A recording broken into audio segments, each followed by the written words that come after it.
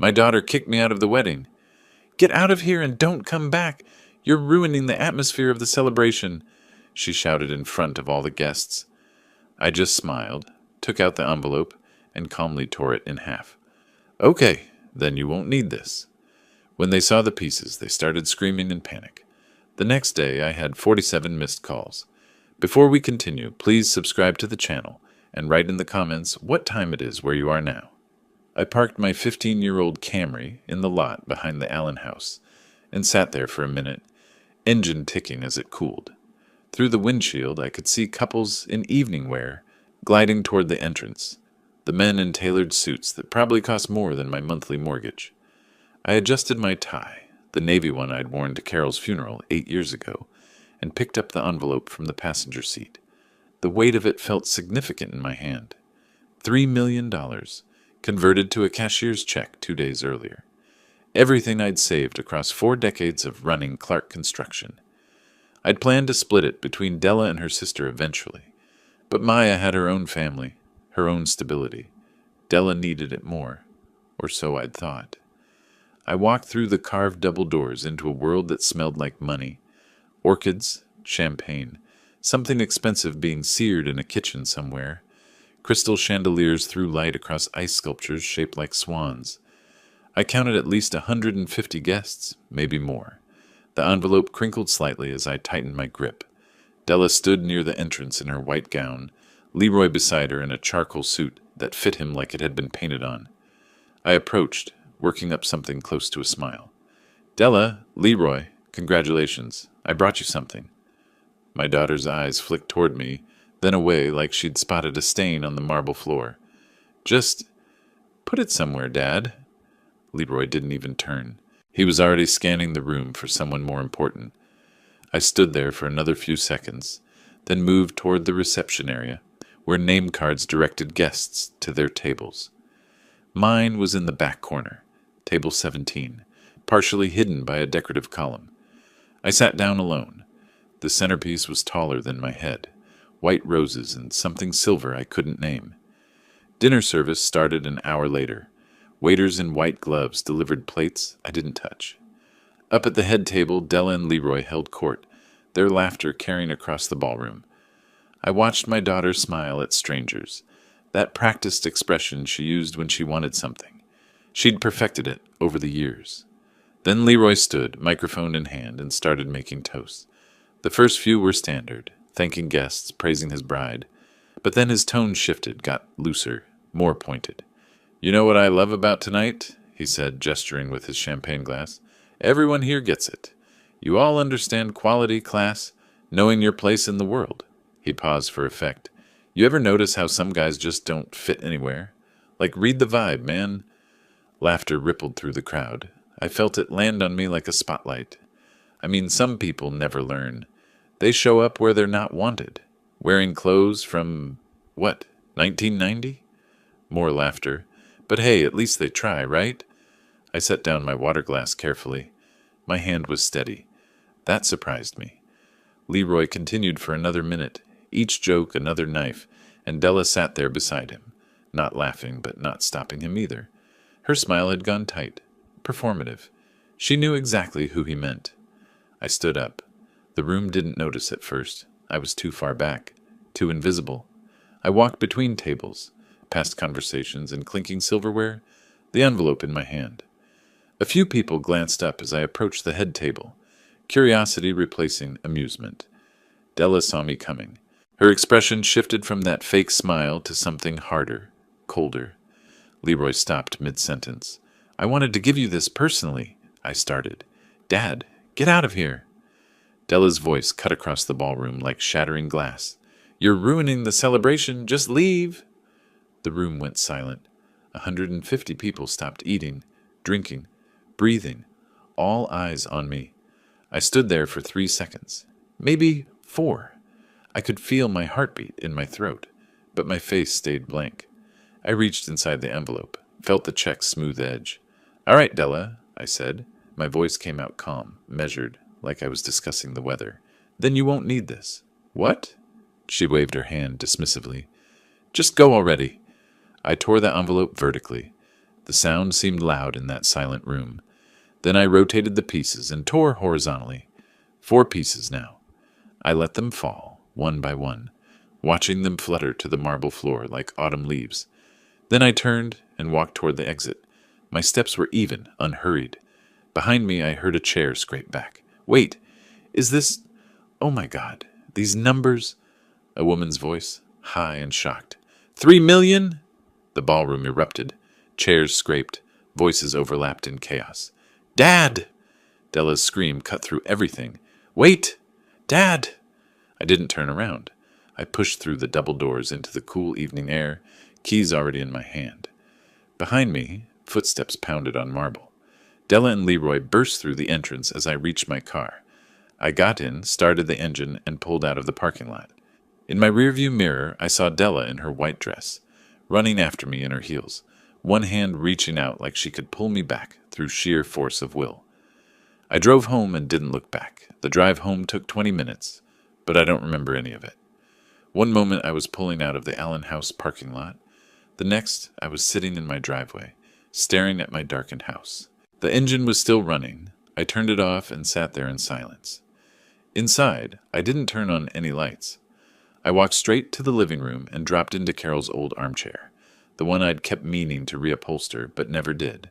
The fabric still smelled faintly like her lavender lotion, even after 8 years. I set my phone face up on the coffee table and waited. It didn't take long. The screen lit up. Della's name. I watched it ring, the glow illuminating my face in the darkness, then fade to black. 2 minutes later, it lit up again. Leroy this time. I let that one die too. By midnight, I'd stopped counting. The phone just kept lighting up, over and over, like a heartbeat. Each time, I stared at the name until the screen went dark. I didn't feel sad. I didn't feel regret.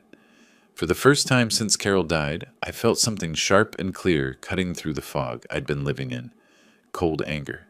They'd gotten used to my silence, my weakness, the way I'd bent and accommodated and disappeared whenever it was convenient for them.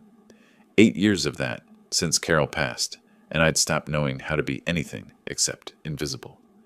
Well, they were noticing me now. I made coffee around 3 in the morning, standing in my kitchen watching the pot brew. The phone lit up on the counter. Number 32, maybe 33.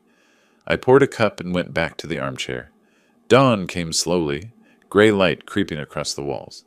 I picked up the phone for the first time since I'd gotten home. 47 missed calls. The text messages scrolled on forever. I didn't open them, just read the previews. Dad, I'm so sorry. Please, we need to explain. Call us back, please. The check. Can we talk? Dad, please. That check. We didn't know. Call us back. We're family. I set the phone down and went to shower. The hot water felt good against my shoulders. I dressed for work. Khakis, a button-down shirt, work boots. Monday morning. Same as always. Clark Construction wasn't going to run itself.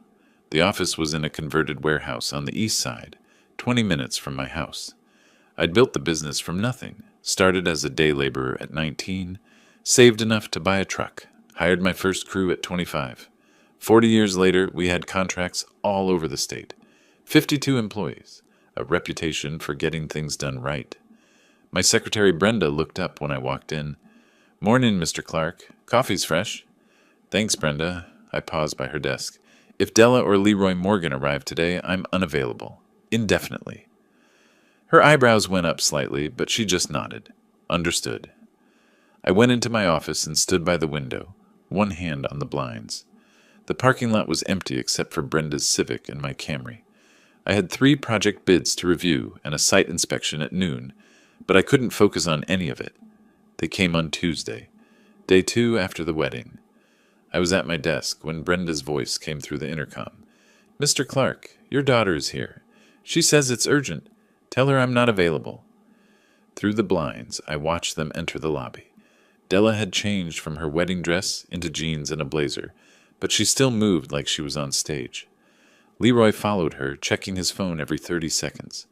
Brenda delivered my message. I couldn't hear what Della said in response, but her body language was clear. Hands gesturing, voice rising. Leroy touched her arm, trying to calm her. She shook him off. They sat down in the lobby chairs and waited. I went back to my desk and worked, or pretended to. Mostly I watched the clock and listened to their voices drift through the walls, muffled, frustrated, occasionally sharp with argument. At one point, Leroy stood up and walked to Brenda's desk. "We've been here 3 hours. Where the hell did he go?" "I'm sorry. Mr. Clark must have left. I didn't see him." Which was true. While they'd been arguing in the lobby, I'd slipped on my jacket, walked down the back hallway to the storage room, and exited through the rear door. My car was parked on the side street, specifically so I could avoid the main lot. I drove to a diner on the outskirts of town and had lunch. Took my time with it. Eggs, toast, coffee refills. When I returned to the office 2 hours later, Brenda informed me they'd finally left around 4. The letter arrived Wednesday. I found it in my mailbox when I got home that evening. A cream-colored envelope with Della's handwriting on the front. I recognized the stationery. Carol had given her a set for her college graduation. I opened it standing in my kitchen, still wearing my work boots. "Dear Dad, I need you to understand how overwhelmed I was with wedding stress.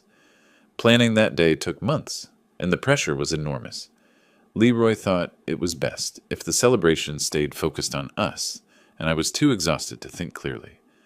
I never meant to hurt you. You're my father, and I love you. Please understand that what happened wasn't about you. It was about me not being in the right headspace. Can we please talk? I want to explain everything properly. We both do. Love, Della." I read it twice, then set it on the kitchen counter. Something inside my chest loosened. Not in a good way, but like a knot unraveling into something sharper. Leroy thought, "Of course." I read the letter a third time, and that's when it happened. I smiled. Actually smiled, felt my mouth curve upward for the first time in years. But it wasn't a warm smile.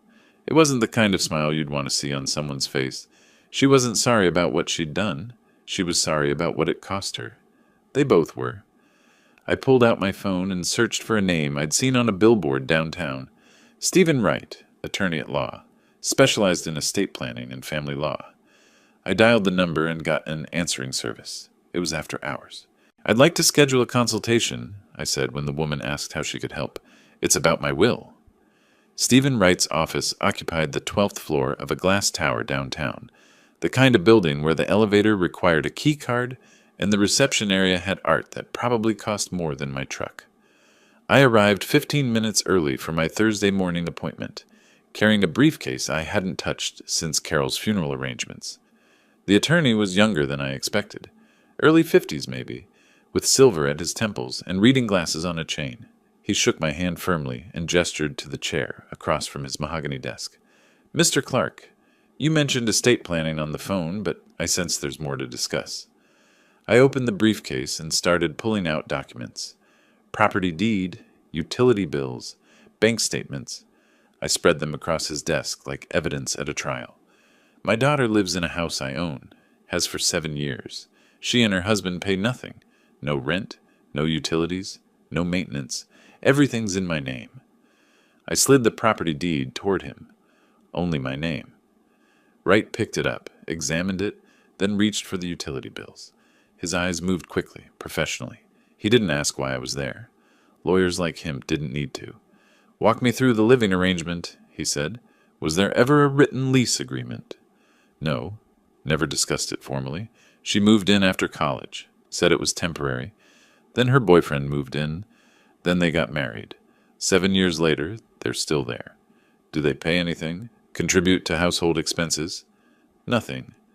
Wright set down the documents and looked at me directly.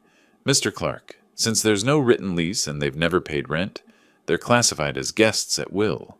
Texas law is clear. You can terminate their residency with 30 days written notice." Something in my chest loosened. "How quickly can we start the process?" "I can draft the notice today. You'll need it notarized and sent via certified mail." He pulled a legal pad toward him and started writing. "Once they receive it, they have 30 days to vacate.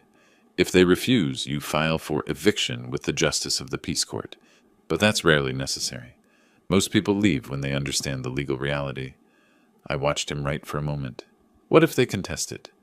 "They can try. But without a lease agreement, without having paid rent, without their names on any ownership documents," he looked up, "they have no legal standing. This is your property, Mr. Clark. You have absolute right to decide who lives there. The consultation lasted 90 minutes.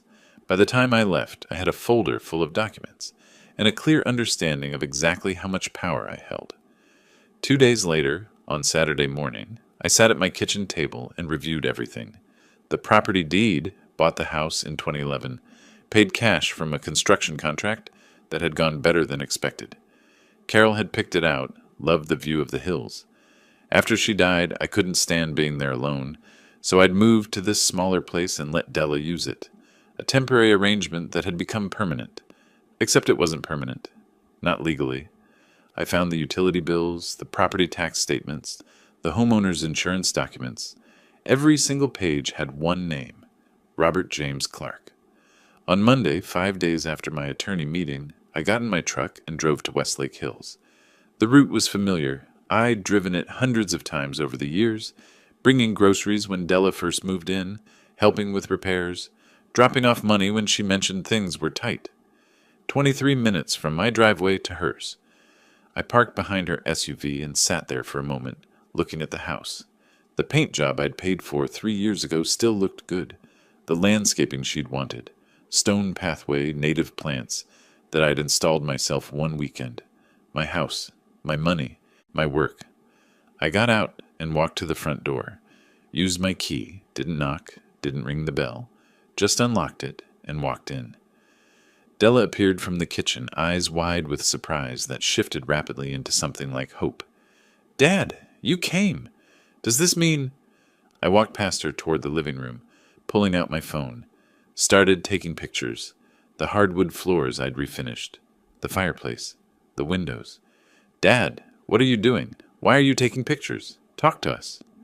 I moved through the dining room, the kitchen, photographed the counters, the appliances, the light fixtures. Leroy came down the stairs, phone in his hand, like he'd been in the middle of texting. "Look, we've been trying to reach you.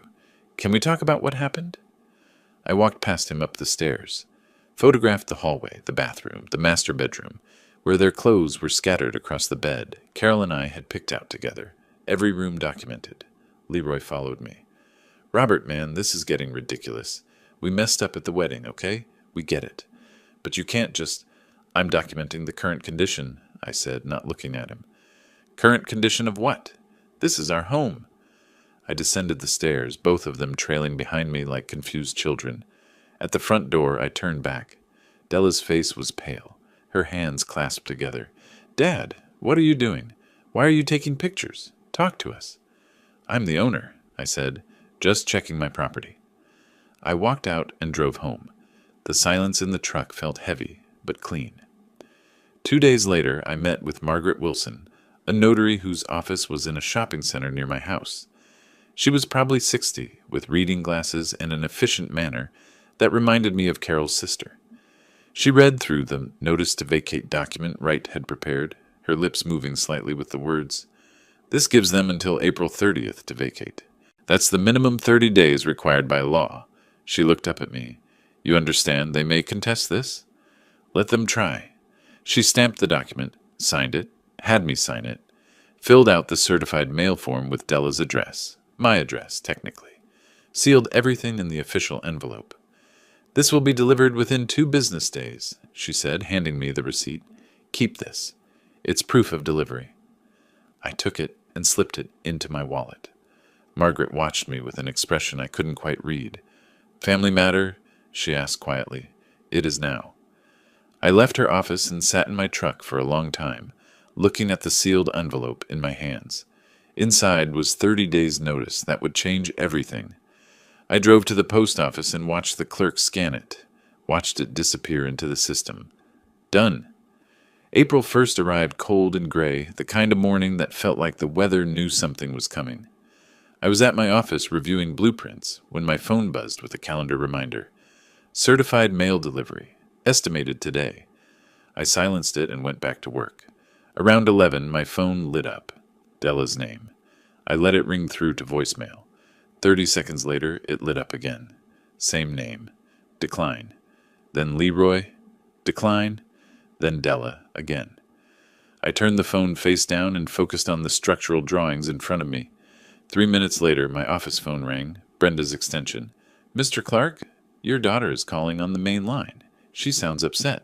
I'm unavailable. The calls continued through lunch.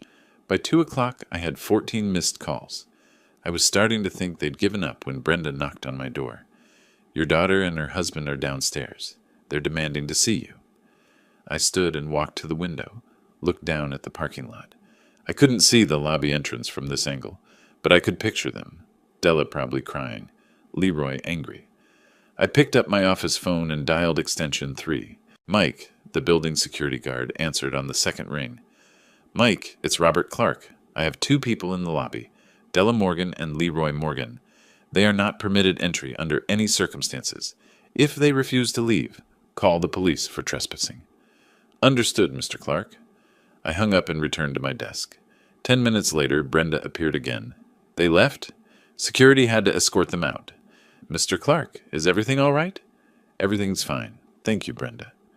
She hesitated in the doorway, like she wanted to say more, then nodded and left.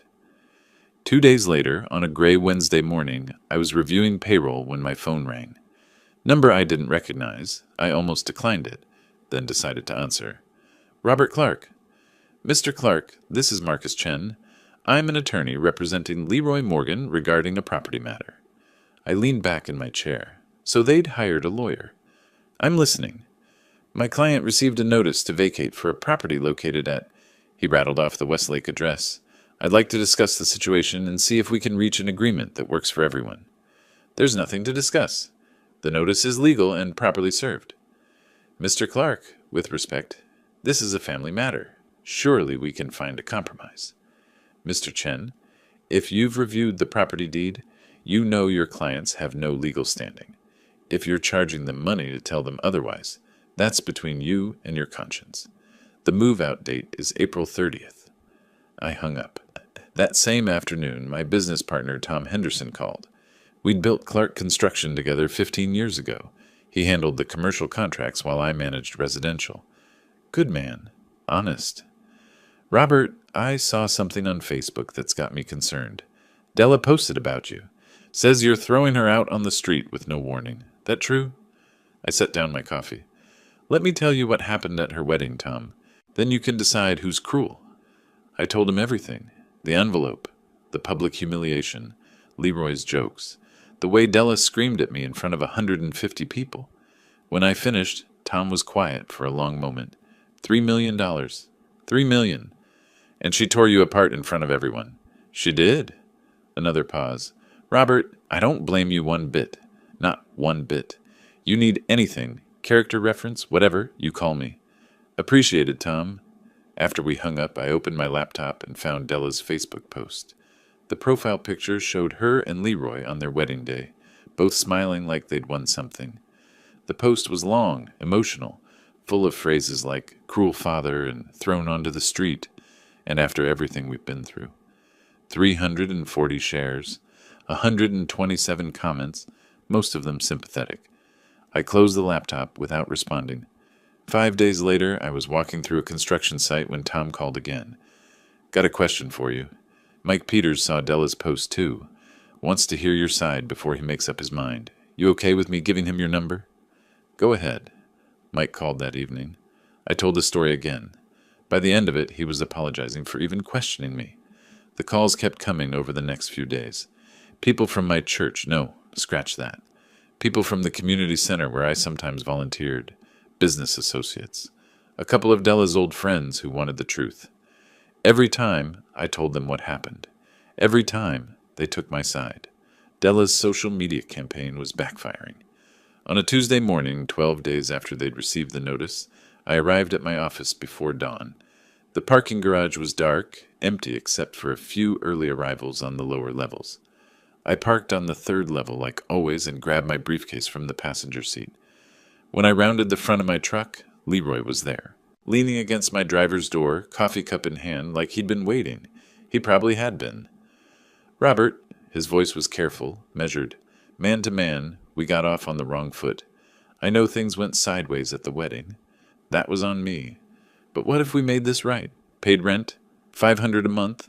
We'll make it official, sign papers, whatever you want. I looked at him. He'd lost weight since the wedding. His shirt looked slept in. You had a chance to behave like human beings, I said. April 30th. Wait, just listen. I opened the truck door, forcing him to step back. Move! He moved. I climbed in, started the engine, and backed out of the space. In my rearview mirror, I saw him standing there in the fluorescent light, coffee cup still in his hand, watching me drive away. 18 days left. 4 days after the parking garage confrontation, Della called me from an unknown number. I answered without thinking, then heard her voice and nearly hung up. We found a place, she said. No greeting, no preamble. Cedar Park. We're signing the lease today. Good, I said, and ended the call. Cedar Park. That told me everything I needed to know. Not Westlake Hills, not even South Austin. Cedar Park was where people went when they couldn't afford anywhere else. I imagined them sitting in some property management office, filling out applications, watching their options narrow with each credit check. The apartment would be smaller, cheaper, further from everything that mattered to them. The next 6 days passed in a strange, suspended quiet. I went to work, reviewed contracts, managed crews. Normal life, except for the calendar on my desk where I'd marked April 30th in red ink. Every morning I looked at it. Every evening I went home and didn't think about what was happening 20 minutes away in that house. But I knew. They were packing, taking apart 7 years of their life in a place they'd never legally owned. On a Tuesday afternoon, 10 days after they'd found the apartment, Brenda knocked on my office door. Mr. Clark, there's a woman on the phone. Says she's your neighbor at the Westlake property. A Mrs. Patterson. I picked up. This is Robert Clark. Mr. Clark, I'm Eleanor Patterson. I live next door to your property on Hillside Drive. Her voice was careful, polite. I wanted to let you know there's a moving truck in the driveway. Thought you'd want to be aware. Thank you, Mrs. Patterson. That's expected. A pause. I see. Well, your daughter seems quite upset. I just wanted to make sure everything was appropriate. Everything is appropriate. Thank you for calling. I hung up and sat back in my chair. They were leaving early, 2 days before the deadline. Smart move, avoid any appearance of defiance, any excuse for me to take further action. I didn't go to watch, didn't drive by to see the U-Haul or witness Della crying or observe Leroy carrying boxes. Let them have that privacy. I'd take mine when they were gone. The next afternoon, April 29th, 1 day before the deadline, I met Margaret Wilson and Frank Adams at the house. Frank was a property appraiser I'd worked with on construction projects, good at his job, thorough. Margaret brought her notary stamp and a clipboard. We arrived separately. I got there first, parked in the driveway behind Della's car. She was still there, finalizing things. When I walked to the door, it opened before I could knock. Della stood there in jeans and a t-shirt, hair pulled back, eyes red. Behind her, the house was empty. Echoing. Dad! Her voice cracked on the word. They're here to inspect? To document, I said. This is Margaret Wilson, notary. Frank Adams, appraiser. We walked through together, room by room. Frank photographed everything, comparing against the images on his tablet, the ones I'd taken 4 weeks ago. Living room, hardwood floors unmarked, walls clean, kitchen appliances intact, counters undamaged, dining room, light fixture hanging straight, windows unscratched. Upstairs, the master bedroom where Carol and I used to sleep, where Della and Leroy had spent the last 7 years. Empty now except for carpet indentations where the bed had been. Compare these to the photos from March 28th, I said. Frank checked his tablet, moving between the screen and the walls, the closet, the bathroom. Identical condition, Mr. Clark. No damage, no alterations. They left it clean. In the bathroom, I noticed the marble countertop was spotless, pristine, like it had never been used. I thought about Leroy standing here with his options, his anger.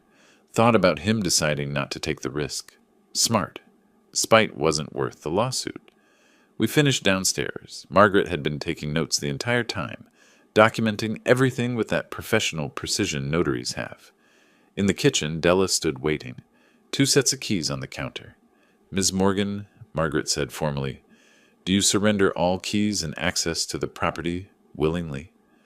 Della's hand hovered over the keys. 3 seconds. 4. Then she pushed them across the counter toward me. Yes. Her voice barely made it past a whisper. Note the time and date for the record, Margaret, I said. April 29th, 2025, 3:47 p.m. Margaret wrote it down, then looked at Della. You have no further legal access to this property as of this moment. Do you understand? I understand. Margaret turned to me. Mr. Clark, as owner, do you accept the return of the property? I do. She made another note. Frank took a final photograph. The keys on the counter, my hand reaching for them. Documentation, evidence, protection against any future claim that I'd acted improperly. Della walked to the door, stopped, turned back. Dad, goodbye, Della. She left. I watched through the window as she got in her car, sat there for a moment with her hands on the steering wheel, then drove away. Margaret and Frank left shortly after. I stood alone in the entryway, listening to the silence. The house felt different, empty, bigger, colder. I walked through it one more time, my footsteps echoing on the hardwood. 7 years of Della's life had happened here. Birthday dinners at that dining table, Christmas mornings in the living room, arguments in the kitchen, normal life in a house she'd thought of as hers. But it was never hers, not legally, not really. I locked up and drove home. That evening my phone rang, Della's number. I looked at the screen for a long moment, her name glowing in the darkness of my living room, then silenced it and set the phone face down on the coffee table. For the first time in a month, I felt something close to peace. Not happiness, not triumph, just the cold satisfaction of knowing that justice, however painful, had been served exactly as it should be. The phone buzzed again, another call. I left it there and went to bed. The text message came the next morning while I was making coffee. Dad, we moved out. I understand you were hurt. Can we meet and talk? Please. You're still my father. I read it 3 times, set the phone on the counter, poured my coffee, read it again. The old Robert, the one who existed before the wedding, would have responded immediately, would have called her, driven to Cedar Park, helped them unpack boxes, would have forgiven everything because that's what fathers do. But I wasn't that Robert anymore. I went to work, came home, made dinner, went to bed. The message sat unanswered in my phone like a test I wasn't ready to take. On the 3rd day, I finally typed a response, deleted it, typed another, deleted that too. Finally settled on 2 words, maybe later. Her reply came within minutes. Thank you for responding. That means everything. I didn't respond to that one. 2 days passed. Then my phone rang, her number, not Leroy's. I stared at it for 3 rings before answering. Dad? You answered. Thank you. Her voice rushed out like she'd been holding her breath. Can we please talk? Just dinner. Somewhere public. I want to explain everything. Ironworks, I said. May 18th? 6 o'clock? Yes, thank you. We'll... Just you. Silence. Then, Leroy wants to apologize too. I almost said no. Almost told her I didn't want to see him. Didn't want to hear anything he had to say. But curiosity won out. I wanted to see them try. Wanted to watch them perform their reconciliation. Both of you then. 6 o'clock. Thank you, Dad. Thank you so much. We'll be there. The days between that call and May 18th moved slowly. I worked. I ate meals alone. I drove past the Westlake house once, just to see it empty, then didn't go back. I didn't know what was happening in Cedar Park, didn't know that Leroy was sitting at their kitchen table with his laptop open, searching Texas inheritance laws no will, and taking notes.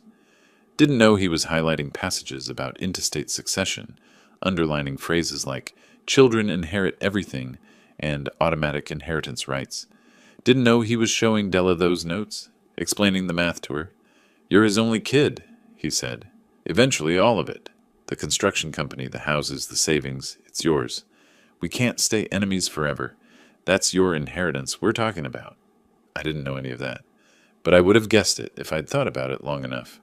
May 18th arrived warm and clear. I left work at 5:30 and drove to Ironworks, parking in the lot at 5:55. Walked in at exactly 6 o'clock. They were already there. Corner booth, 2 iced teas already on the table, Della checking her phone nervously while Leroy watched the door. When they saw me, both faces rearranged themselves into careful, hopeful expressions. I slid into the booth across from them. Thanks for coming, Della said immediately. We didn't think you would. I mean, we hoped, but... You're here, Leroy interrupted. No, that's what matters. That's a start. The waiter appeared. I ordered brisket and iced tea. They ordered. Awkward silence while we waited for the food. When it came, Della started talking. Nervous, rapid, filling every silence with words about their new apartment, how it was smaller but nice, different neighborhood, longer commute, managing fine, work was busy, adjusting to changes. I ate my brisket, listened, said almost nothing. And we wanted to say, Della continued, her voice getting higher, tighter, about the wedding, about everything. We were wrong, completely wrong. The way we treated you was inexcusable. We got caught up, Leroy added. Wedding stress, family pressure, stupid decisions. But we've learned from it. We want to make things right. I took a drink of my tea, set the glass down carefully. Have you? Yes, Della leaned forward. Dad, you're my father. You raised me. One mistake shouldn't destroy everything. Family is supposed to forgive. The word hung there. Forgive. Like absolution was something they could request, and I was obligated to provide. We're working on ourselves, Leroy said, going to counseling, trying to be better people, and we want you in our lives. Again. I looked at him, really looked at him for the first time since the wedding. He'd lost more weight. His shirt was cheaper than the suits he used to wear. Cedar Park was teaching him things about consequences. That's good, I said finally. Self-improvement is important. Della's face brightened. So we can start over? Move forward? We'll see. The meal continued. More nervous chattering from Della, strategic comments from Leroy about family and forgiveness and second chances. I ate slowly, watching them perform. When the waiter brought the check, he set it in the middle of the table. Old habit, assuming I'd pick it up. I'd always picked it up before. Every dinner, every lunch, every coffee meeting for 35 years. I pulled out my wallet, counted exact bills, a 20 and a 5, and placed them on my side of the table. I'll pay for myself, I said, standing up. You pay for yourselves. Della's smile froze. Dad, no, you always... Let me... You're independent now. You can handle your own expenses. Leroy started to stand. Robert, come on, we're trying to... But I was already walking toward the exit, leaving them sitting there with open mouths and unpaid bills, and the slowly dawning realization that nothing had changed. In my truck, I sat for a moment before starting the engine. Through the restaurant window, I could see them, Della's head in her hands, Leroy gesturing angrily, both of them arguing about what just happened. They thought we were rebuilding, thought the hard part was over, thought I'd forgiven them because I'd shown up to dinner. They didn't understand that showing up wasn't forgiveness. It was reconnaissance. I started the engine and drove home, already thinking about my next appointment with Stephen Wright. 4 days after the restaurant meeting, I sat across from Stephen Wright again. Same office, same mahogany desk. But this time the folder I brought contained financial statements instead of property deeds. My will, I said, setting the folder down. I need to create one. Wright folded his hands. You don't have one currently? Never got around to it. After my wife died, I kept meaning to, but I trailed off. Didn't need to explain 8 years of grief and avoidance. Mr. Clark, without a formal will, your daughter inherits your entire estate automatically under Texas intestate succession law. He watched my face carefully. Is that your intention? I thought about the restaurant, Della's nervous chattering, Leroy's calculated politeness, the way they'd looked at each other when I walked away, like I'd ruined their carefully rehearsed performance. No, I said, it's not. Wright pulled a legal pad toward him. Walk me through what you want. I spent the next hour explaining. The construction company worth approximately $4.2 million if I sold it. The Westlake house, $1.75 maybe. Investment accounts, savings, everything Carol and I had built. Over 40 years of work. Total estate around $8 million. I want 70% to go to a charitable foundation, I said. Affordable housing construction, specifically for elderly people in Texas. Wright wrote. 20%? Scholarship fund, my wife's name. Carol Ann Clark, Memorial Scholarship, local college, for students studying education. And the remaining 10%? Della gets that. But conditional. Only if she's debt-free when I die. If she has outstanding debts, that portion goes to charity too. Wright looked up. This is legally sound, but understand, she'll contest this. Let her try. It's my money to distribute. I left his office and drove home. Spent 3 days thinking about it. Sat in my downtown apartment with spreadsheets and bank statements, calculating percentages, imagining the housing projects my money could build. Single-story units with wheelchair access, community spaces, gardens, the things Carol used to talk about when we'd drive past homeless encampments. Someone should do something, she'd say.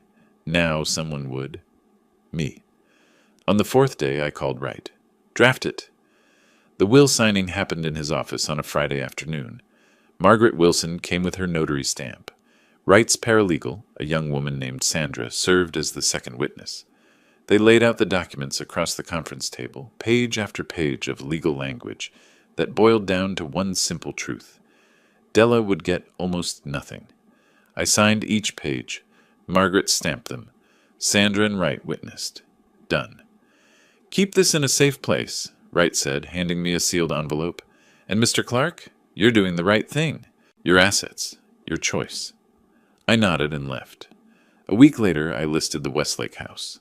The realtor, a woman named Patricia, who'd sold us the place back in 2011, walked through with her camera and measuring tape. You sure about this, Robert? It's a beautiful property. Too big for one person. Time to let it go. She listed it for $1.85. I told her to accept any reasonable offer. 3 days later, a retired couple from California offered $1.75. Cash sale. Quick close. I accepted immediately. The for sale sign went up on a Tuesday. By Wednesday afternoon, my phone rang. Della. Is it true? Her voice was high, panicked. Jennifer drove by and said the house is for sale. Tell me she's wrong. It's listed. Got an offer yesterday. I accepted it. You're selling the house? The family house? Where Mom lived? It's too big for one person. I'm downsing. But that's our house. It was never your house, Della. It was mine. Silence. Then, where will you live? What about all the memories? I bought a place downtown. 2 bedrooms. Good view. Everything I need. You're erasing us. Her voice cracked. You're erasing the whole family. No. I'm building a new life. There's a difference. I hung up before she could respond. The condo I'd bought was in a newer building on West 6th Street. 10th floor, floor-to-ceiling windows, view of the downtown skyline. Modern kitchen I'd never use. Guest room I'd never need. But it was mine, paid in cash, and it had no memories of Della or Leroy or 7 years of being taken advantage of. The week after the house sale, I was leaving my office around 6 when I spotted Leroy near the entrance. He was trying to look casual, leaning against the building's exterior wall, checking his phone, but I recognized the setup immediately. I turned around and walked back through the lobby. Brenda looked up from her desk, confused. Everything okay, Mr. Clark? Fine. Just forgot something. I took the back exit, the one I'd used when Della and Leroy had ambushed my lobby months ago. Walked around the block to where my truck was parked. As I drove past the front entrance, I saw Leroy still waiting there, staring at his phone. In my rearview mirror, I watched him finally look up, scan the emptying parking lot, then punch the wall in frustration. My phone buzzed. Text from Leroy. We're your family. I deleted it without responding. That evening, sitting in my new condo with a view of the city lights, I opened my laptop and reviewed the charitable foundation paperwork Wright had prepared. The Carol Ann Clark Foundation for Senior Housing. It had a good sound to it. Carol would have liked it. My phone buzzed again. Della this time. Dad, please. We need to talk. This isn't fair. Fair. That word again. Like fairness was something they deserved after what they'd done. I turned off my phone and poured myself a drink, sat by the window and watched the city breathe below me. Cars moving, people living their lives, the world continuing whether Della and Leroy understood their consequences or not. The future I was building didn't include them, and for the first time in 8 years, that felt exactly right. 5 days after I'd walked away from Leroy outside my office, I got a call from Tom Henderson. Robert, you need to see something. He sounded uncomfortable. Della posted on Facebook. It's extensive. I hung up and opened my laptop, found her profile. The post was long, emotional, carefully constructed. I read it twice. My father chose money over family. After dedicating 7 years to caring for our family home, he evicted me with 30 days' notice, sold the house my mother loved, and now refuses my calls. This is what elder cruelty looks like, except he's the elder being cruel. 3,400 views, 340 comments, half of them sympathetic. Poor girl, terrible father. How could he? The other half skeptical. There's two sides to every story. What did she do? Sounds like manipulation.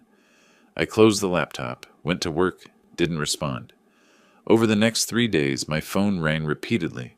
Clients, business associates, people who'd seen the post and wanted my side. Each time, I gave them the same short explanation. Jim Peterson, who'd contracted with Clark Construction for 15 years, called on Thursday. "Robert, I saw your daughter's post. That's some serious accusation. What's your side?" She left out the part where she screamed at me to leave her wedding in front of 150 guests, I said calmly, and the part where I was holding a $3 million check when she did it. Long pause. She did what? Tore me apart publicly because Leroy thought it was funny. So yes, I evicted them from my house. Yes, I sold the property. And no, I don't regret either decision. I don't blame you one bit, Robert. Not one bit. Same conversation, 5 times over 3 days. Each person who asked got the truth. Not posted publicly. That would be sinking to her level. But shared directly with anyone who mattered. The social media campaign was backfiring again, just like the first time. Della was learning that sympathy requires an audience who doesn't know the whole story. Once they did, the sympathy evaporated. A week later, my phone rang with a number I recognized but hadn't seen in years. Helen Johnson, Carol's closest friend, the woman who'd helped plan our wedding, who'd brought casseroles after Carol died. "Robert, it's Helen. I hope I'm not overstepping, but Della called me yesterday. She's very upset about your relationship. She asked me to talk to you." I sat down, took a breath. "What did she tell you?" "That you evicted her and sold the family home. That you won't speak to her. That she doesn't understand what she did wrong." Helen's voice was careful, gentle. "Robert, I know grief changes people, but this doesn't sound like you. Helen, let me tell you what happened at Della's wedding." I told her everything.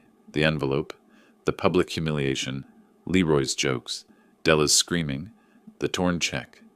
When I finished, the line was silent for a long moment. $3 million. $3 million. And she, in front of everyone? She did. Another silence. Then Helen's voice changed, lost all its gentleness, became something cold and disappointed. "I need to call her back. Robert, I'm sorry. I shouldn't have assumed. Carol would be—" She couldn't finish the sentence. "I know," I said quietly. "I'll talk to her. She needs to understand what she's lost." Helen hung up. 20 minutes later, my phone buzzed with a text from Della. "What did you tell Mrs. Johnson? She won't stop yelling at me." I didn't respond. The 4th of July fell on a Friday that year. The city held celebrations at Zilker Park. Music, food trucks, families with children waiting for fireworks that evening. I normally avoided crowds, but something made me go. Maybe the desire to do something normal. Maybe the need to prove I could exist in public without shame. I parked near the main entrance and walked through the crowd. Found a spot near the stage where a local band was setting up. Bought a lemonade from a vendor. That's when I saw Leroy. 30 feet away, scanning the crowd. When his eyes found me, his face changed. Relief, hope, determination. He started walking toward me. I watched him approach. Let him get within 20 feet. Then I turned and walked directly to the security checkpoint near the stage entrance. "Excuse me," I said to one of the officers. "That man in the blue shirt is harassing me. I've asked him to leave me alone multiple times. He won't respect that." The officer followed my gaze. "You want us to remove him?" "Please." I watched from a distance as 2 security officers approached Leroy. Saw his face shift from confusion to anger to humiliation as they spoke to him. His voice carried across the lawn, something about family, about rights, about this being insane. "Sir, that gentleman says you're harassing him. I need you to leave the event." "That's my father-in-law. We're family." "He says otherwise. You need to exit the park now, or we'll involve police." Families nearby were watching now. Children staring, parents pulling their kids closer, away from the disturbance. Leroy's face went red. "This is insane. We have a right—" "Now, sir." He left. walked away through the crowd with everyone watching, security officers following to ensure he exited the park. I saw Della standing near the food trucks, one hand over her mouth, tears streaming down her face. She saw me watching, turned, and ran. I stayed for another hour, listened to the band, drank my lemonade, watched families enjoy their holiday.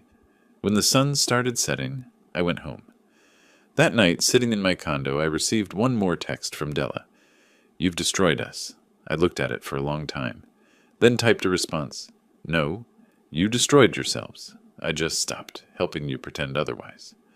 I pressed send and blocked both their numbers. The war was over. They'd lost, and I'd won by simply refusing to lose anymore. The morning after the 4th of July incident, I was making breakfast when my phone buzzed on the counter. I glanced at the screen. Della's name. A text message. "Dad, I surrender. We were wrong. Please, give me a chance to make this right. I'll do anything. Just talk to me." I read it 3 times. Noted the language. Surrender. Like we'd been at war. Which I supposed we had been. My thumb hovered over the reply button for maybe 15 seconds. Then I locked the phone and slid it across the counter, returning to my eggs. 6 days passed. I went to work consultations, still tying up loose ends at the company, even though I was planning to sell. 8 dinners alone. Slept well for the first time in months. On the 7th day, Stephen Wright called. "Robert, your daughter contacted me. She's requesting a mediated conversation with me present as a neutral party. I can facilitate if you're willing." "When?" A pause. "Whenever you're ready." "July 25th, your office, 2 o'clock. I took a breath. "She comes alone, or not at all?" "I'll let her know." The days leading up to that meeting passed quietly. I finalized paperwork for selling Clark Construction, a decision I'd been considering for years but had accelerated. Time to retire. Time to step away from everything that tied me to the life I'd been living. On July 25th, I arrived at Wright's office at exactly 2 o'clock. Della was already there, sitting in the conference room, tissues clutched in her hand. No Leroy. She'd followed that instruction at least. Wright sat at the head of the table with his legal pad, playing mediator. I took the chair across from Della and waited. She started crying immediately. "I know I hurt you. Leroy was in my ear constantly, saying you didn't fit the wedding aesthetic, that you'd embarrass us. I was weak. I'm not making excuses. You chose those words yourself, Della." I kept my voice level. "Not Leroy. You." "I know." Her mascara was smudging. "I was horrible. I've been horrible. And I know why you did everything. And the eviction, selling the house.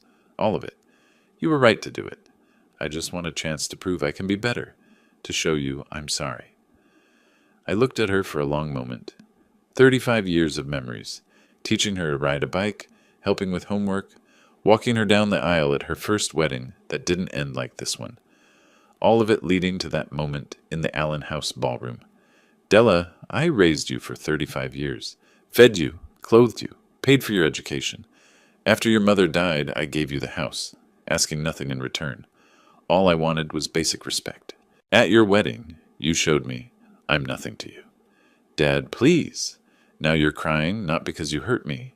You're crying because you lost access to money." She flinched like I'd slapped her. "That's not, isn't it?" I leaned forward slightly. "If I were poor, would you be here? If I didn't own property, didn't have savings, didn't have anything to inherit, would you be sitting in this office begging for another chance?" The silence answered for her. I stood up. "I'm not excluding you from my life forever. But trust isn't rebuilt in one day, or one meeting. Live your life. If in years you truly change, maybe we'll talk." "Years?" Her voice cracked. "Dad, what can I do? Tell me what I can do to fix this." "That's the point, Della. You can't fix it by doing something for me. You fix it by becoming someone different. Someone who treats people with dignity. Someone your mother would have recognized." I walked to the door. "Right, thank you for your time." Behind me, I heard Della sobbing. Wright said something to her, low and comforting. I didn't stay to listen. A week later, I signed the papers selling Clark Construction. $4.2 million for 40 years of work. The buyers were a commercial firm out of Houston, good reputation, would take care of my employees. Tom Henderson got a generous consulting contract as part of the deal. Everyone landed on their feet. Except me. I landed somewhere better. Retirement. 9 days after that, my phone rang. Tom Henderson. Robert, congratulations on the sale. Clean exit, good price. You should be proud.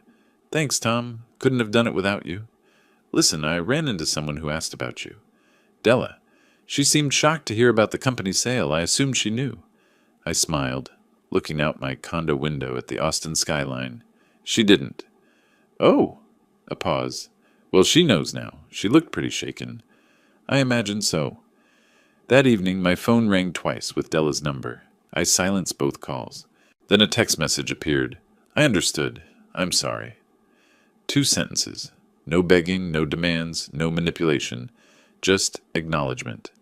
I read it twice, then locked my phone and set it on the coffee table.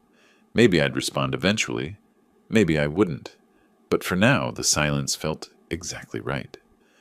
Later that night, I opened my laptop and reviewed the foundation paperwork. The Carol Ann Clark Memorial Scholarship had already received its first applicant, a young woman studying early childhood education at the community college.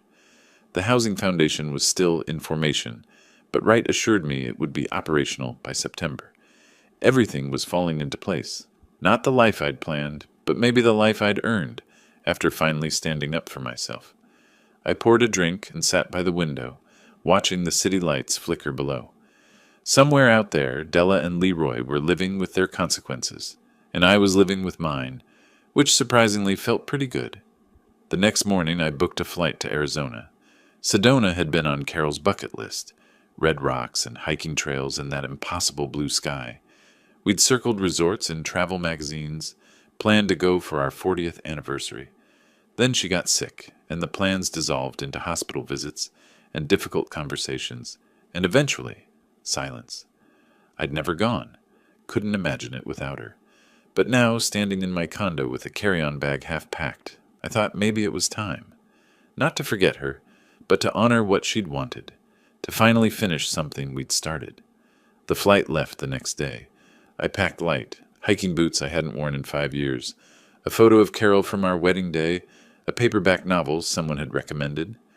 At the airport, the gate agent checked my boarding pass and smiled. Sedona, beautiful this time of year. Business or pleasure? Something I should have done years ago. Better late than never. Exactly.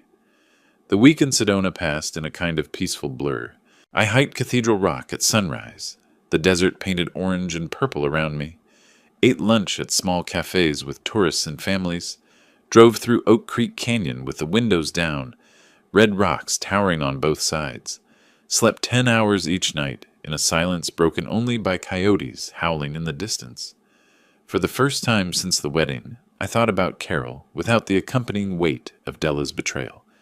Just thought about my wife, the way she laughed, her terrible jokes, how she could make friends with anyone in 30 seconds. She would have loved it here. When I returned to Austin a week later, there was a letter waiting in my mailbox. Official letterhead, foundation logo at the top. I took it upstairs and read it on my balcony, coffee cooling beside me. Dear Mr. Clark, the Clark Eleanor Housing Initiative has been granted 501c3 status. Initial funding of $5.6 million enables 3 projects: senior housing in East Austin, veteran apartments in Round Rock, and accessible units in Pflugerville. Groundbreaking scheduled for September 15th. Your vision of affordable, dignified housing for elderly Texans is becoming reality. Sincerely, Frank Adams, Executive Director. I read it 3 times, then put it on my refrigerator with a magnet where I'd see it every morning. Something good was coming from all this pain. Carol would have liked that too. 2 days later, another letter arrived. This one in a cream envelope, my address written in careful script I recognized immediately. Della.